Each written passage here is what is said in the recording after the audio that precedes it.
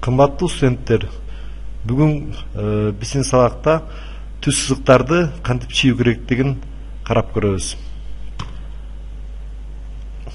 Түз сызыктарды чийгенде, түз сызыкты чийүүчү бул жерде топчу бар, түз сызыктын сүрөтү көрүнгөнчү. Мына ушул топчулар аркылуу түз сызык чийүүчү командаларды чыгарып алсак болот. Же болбосо ошол эле командаларды бул рисование деген менюдан отрезок, луч, прямая деген командалар аркылуу чыгарып алсак болот. Экөө бирдей эле эффект берет. Мына азыр түз сызык сызып көрөлү, бирок түз сызык сызаардын алдында биздин экрандын өлчөмдөрүн жөнгө салып алалы. Бул экран өзү чексиз экран. Бул экраныбыз чексиз экран. Башынан аягына чейин метр, километр болуп кете берет. А бизге болсо кандайдыр бир чектелген өлчөмдөгү баракка чийишибиз керек. Андай барактар стандарттуу түрдө форматталган барактар деп аталат. Форматтар A0, A1, A2, A3, A4 болуп уламдан улам кичирейип кете берет. Эң эле көп колдонулган формат бул A4 формат. Анткени көпчүлүк принтерлер ошого ылайыкташкан. Биз дагы чиймени ошол A4 форматындагы өлчөмгө чийип, ошон үчүн экранды A4 форматы кандай жерде элейт, ошону көрүп алалы. Ан үчүн бул жерде кнопка бар. Кнопкабыз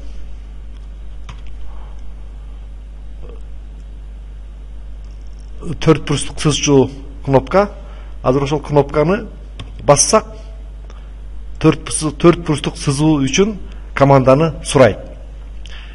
Ошол A4 форматына кагаздын эң ылдыйкы сол бурчунун координатасын биз 0, үтүр 0, enter деп киргизели. Ал эми оң жагынын эң өйдөкү бурчу 210 үтүр 297 миллиметр өлчөмүндө болуш керек. Ана enterди бастык. Мына момундай сүрөт келип чыгып калды. Эми бул өлчөмдү биз көрүнүшүн кичирейтишибиз мүмкүн же чоңойтушубуз мүмкүн. Ал үчүн мышканын оң жагын бассак, зумирование деген команда чыгат. Андан кийин ошол зумированияны басып туруп, эми мышканын сол жагын басып, ары бери жылдырсак, мына момундай көрүнүшү ар кандай түргө келип калышы мүмкүн. Мындан чийменин размери өзгөрбөйт. Жөн эле бизге экрандын кайсы жери көрүнүп атат, кайсы жери көрүнбөй атат, ошону көргөзүш үчүн жана зумирование деген команданы колдонобуз. Эми ушул бизге бөлүнгөн A4 деген экрандын бөлүгүн экранга мүмкүн болушунча максималдуу түрдө жайгаштырыш үчүн мышканын азыр сол жагын бассак, показать до границ деген чыгат. Аны бассак, мына A4 форматындагы кагазыбыз экранга толук жайгашты. Эми бул режимден чыгыш үчүн мышканын оң жагын басабыз, анан выход дегенди бассак, мына чыгып калды. Эми чее берсек болот. AutoCAD программасы түз сызыктардын 3 түрүн билет. Биринчиси кесинди, экинчиси шоола, үчүнчүсү чексиз түз сызык. Көбүнчө чиймелерди чийүү үчүн кесинди колдонулат. Ошондуктан кесинди деген топчуну басабыз. Ушул эле топчу командалык сапча турат сол жакта. Мына ошол жерде дагы ушундай эле топчу бар. Экөөнүн айырмасы жок. Кайсысын бассак баары бир. Мына бастык. Эми бул жерден түз сызыктын башталышынын координатасын сурап атат. X жана Y деген эки координатасын сурап атат. Мына бастык. Биринчи координатасы, то есть чекиттин башталышынын X-и 20 болсун. Үтүр, Y-и 30 болсун. Enter'di басабыз. Эми кийинки кесиндинин аягындагы чекиттин координатасын сурап атат. Ага болсо, мисалы үчүн 80 үтүр, ана 60 деген координаттарды киргизели. Enter. Андан ары улап чием деп атат. Биз ага мүмкүнчүлүк бербейбиз. Же Enter'ди, же Escape'ди басып коюш керек. Мына Escape'ди басып атам. Мына биз тургузган түз сызык. Түз сызыктын кесиндиси. Түз сызыктын кесиндиси. Эми ушул түз сызыктын кесиндисин кандай жайгашкан, координаттар эмне дегенди көрүш үчүн ушул түз сызыкты бөлүп туруп, мышканын оң жагын бассаңар, свойства деген бар, касиеттери. Мына бассак, азыр касиеттери чыгат.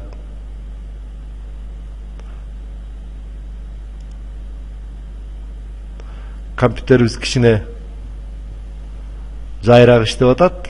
Анын үчүн кечирим сурайм. Мына момундай касиеттери чыгат. Мына касиеттерди чоңойтуп көргөзөлү. Карасаңар, ошол кесиндинин башталышынын x координатасы 20, y 30, z 0. Анткени бул тегиздиктеги чийме. Кесиндинин аягындагы чекиттин координатасы 100, x, y 90. Узундугу 100 болуп чыкты. Өзүңүздөр көргөндөй биз экинчи чекиттин координатасын 100 деп берген эмеспиз, 60 дегенбиз. Анан 30 дегенбиз. Амай, не деп койдум?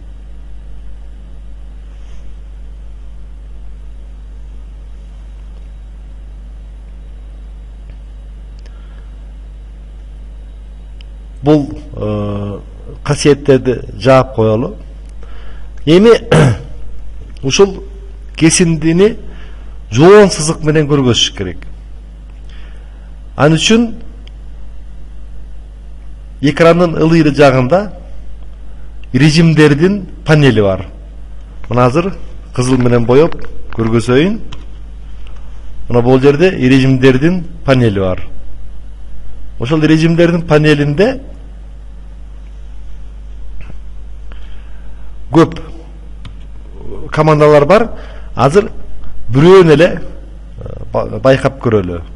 Мына бул сызыктын жоондугун өзгөртөлү. Анын үчүн бул жерде менюдан сызыктардын жоондугу деген топшуна басабыз. Ал жерден мисалы үчүн сызыктын жоондугу 0,130 мм болсун дейли. Ошону тандап алдык. Бирок сызыгыбыз эмне үчүндүр ичке боюнча эле калды. Ал жоон кылып көргөзүш үчүн жанагы режимдердин панелинен момундай белгини жоон ичке деген белги турат. Ошону басып койсок, анда ошол режим ичке кирип калат дагы сызык жоон болуп көрүнөт. Эми ушул сызыкты башка түстөгү өң менен өзгөртөлү. Мисалы үчүн кызыл болсун дейли. Бак, биринчи сызыкты бөлүп алабыз. Андан кийин мына кызылды бастык. Сызыгыбыз кызыл түрдө болуп калды. Ошентип кандайдыр бир кесиндини жүргүзүп көрдүк. Кесиндилерди, түз сызыктарды сызганда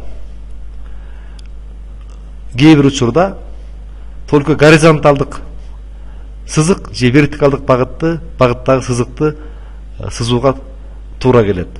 Анын үчүн бул режимдердин панелинде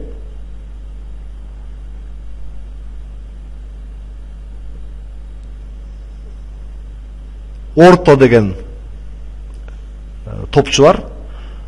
Ошону басып коюп, андан кийин сызыкты сызсаңар, же горизонталдык багытта эле сызат, же вертикалдык багытта эле сызат. Азыр карап көрөлү. Так, бастым. Бул жерге орто включен деген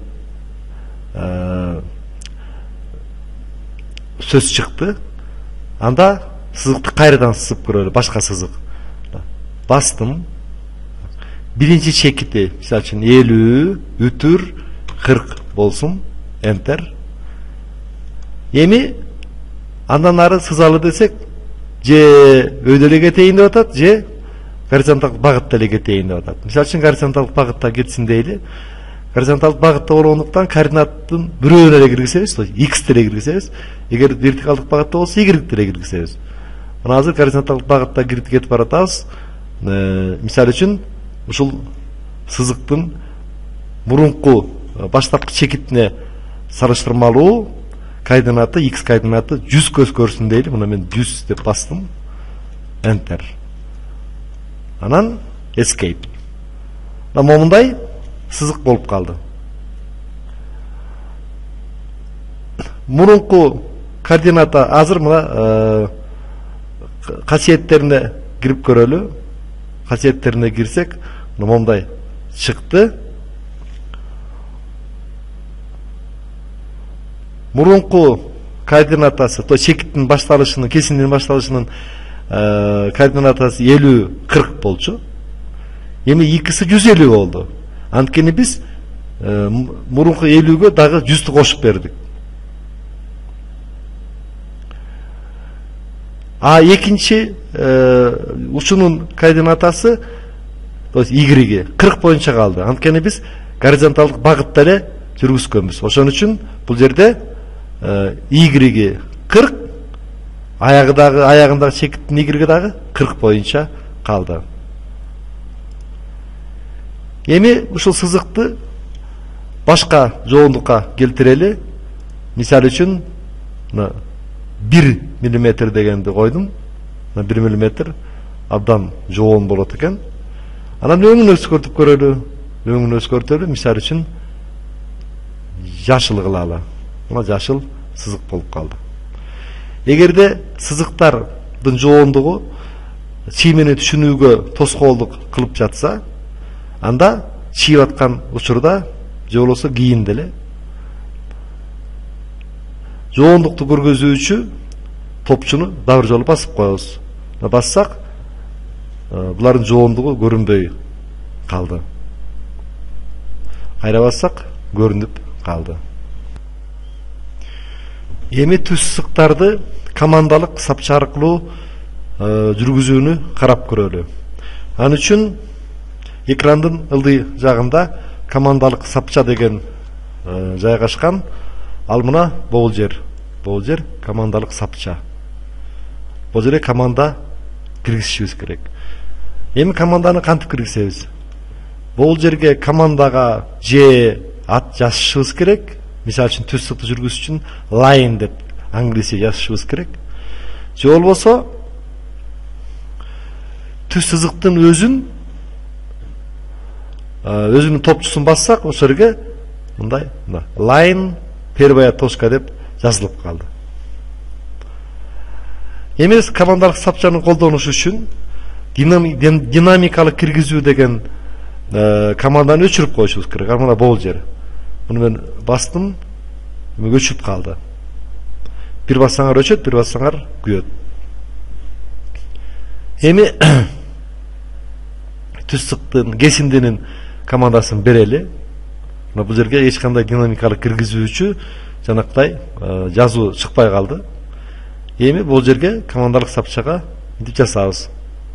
Курсорду алып келдим. Биринчи чекиттин координатасын сурап атат. Мисалы үчүн ага 50 үтүр 80 деп команда берели. Биринчи чекитти көргөздү.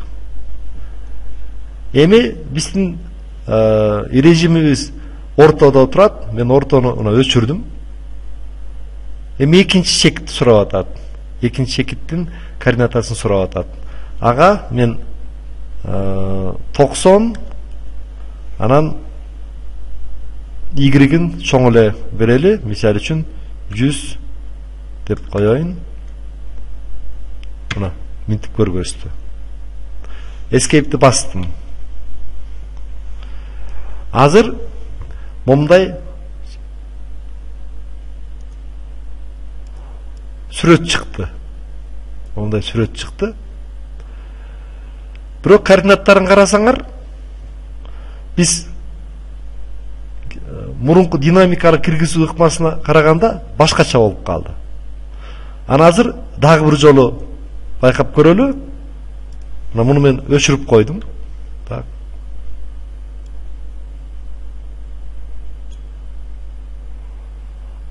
Мына болуп эле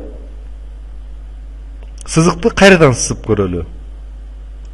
Команда line биринчи чекит 50 бүтүр анан 40 болчу. Келди. Экинчиси орто режиминде болчу. Мен азыр орто маселе 150 40 деп киргизсем, анда мындай туурасынан сызыш керек да. Азыр ошону киргизейин. Мына экинчиси. Тиги мурункуга чекитке мурунку чекиттин координатасы 50 40 болуп атат. Эми кийинкисиники мен 100 анан 40 деп жаздым. Өңүн, ушул сызыктын өңүн мен башкача кылып коеюн. Мисалы үчүн кара кылып коеюн.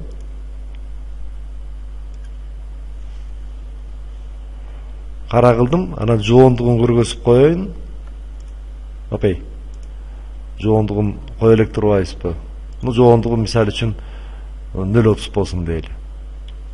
Эми карасаңар, биз бирдей эле координаттарды киргизген менен бул сызык мурунку жашыл сызык менен дал келбей калды. Эмне үчүн?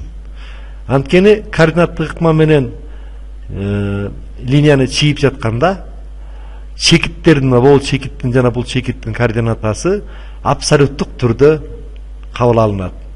Мен 50-40 десем бул чекит келди, а 140 десем координаттар башталышына карата 100 десеп дейт, 100 бул жер, анан 40 баягы эле.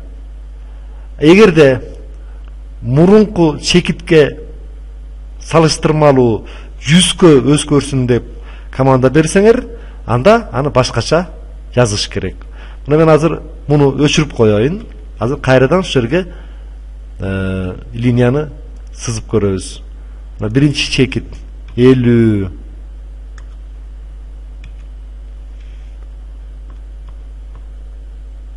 50 40. Экинчи чекитти киргизердин алдында ага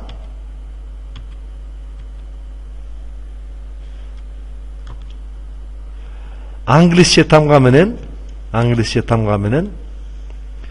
маймылчанын сүрөтүн тартышыбыз керек. Тарттык. Эми мурунку 50-40 деген чекитке салыштырмалуу канчага өзгөрсүн дейт? 100кө. Enter. Не болуп калды? Туура. Маймылча 100, анан бийиктик өзгөргөн жок да. Мурункуга салыштырмалуучу. Ошон үчүн 100 чекит болуп калган турбайбы? Чекит болуп калыптыр. Азыр 100, анан 0. Мына мындай сызды. Эми мурунку сызык менен кийинки сызык бири-бирине дал келип калды. Караңыздар, дал келип калды.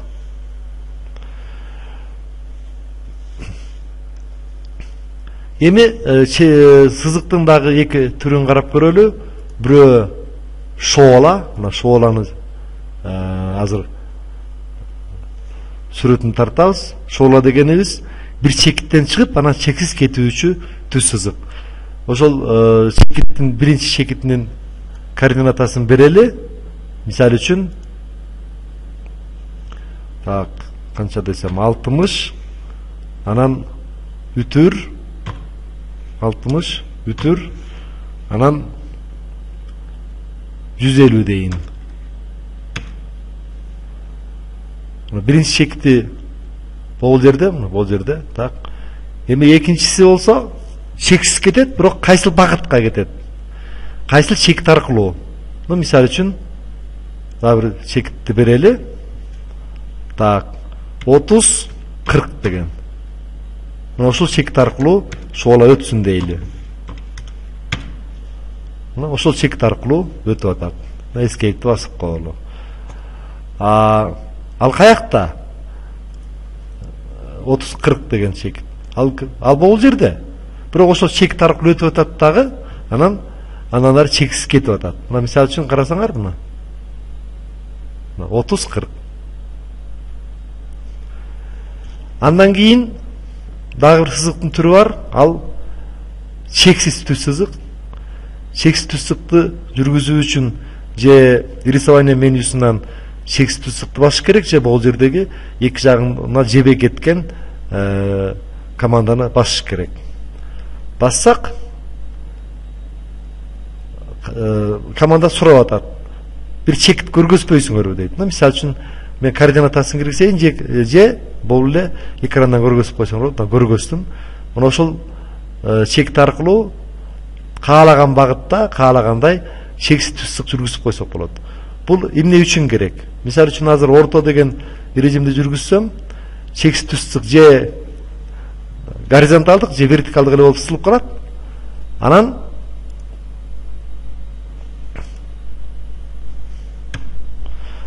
ал сызык башка чимелерди чийүү үчүн жардамчы сызык катарында колдонулушу мүмкүн. Муну кийинчерээк өтүүчү темаларда айтабыз. Катмарлар деген бар. Бир катмарга жардамчы сызыктарды, бир катмарга негизги сызыктарды сызсак болот.